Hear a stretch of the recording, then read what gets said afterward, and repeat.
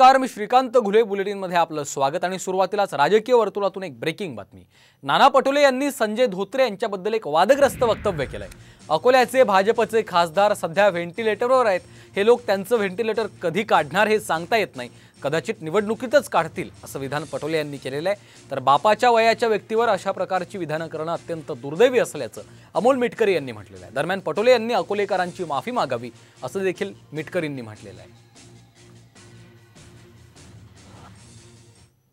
2014 ते 2017 आणि त्या काळामध्ये जेव्हा नोटबंदी आणि जीएसटी आली त्यावेळेस मी स्वतः नरेंद्र मोदींचा आमोलसामोर विरोध केला. इथले खासदार आता तेही होते, आता जे आहेत ते वाले हे आता व्हेंटिलेटरवर आहे. केव्हा काढतील व्हेंटिलेटर मला माहिती नाही, पण ते निवडणुकीतच काढतील.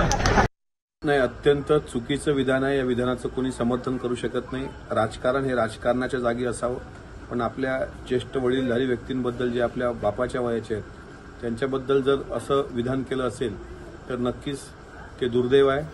त्यांनी त्याबद्दल अकोलेकरांची तर माफी मागितलीच पाहिजे, पण अशा विधानाचा मी तीव्र शब्दात निषेध व्यक्त करतो.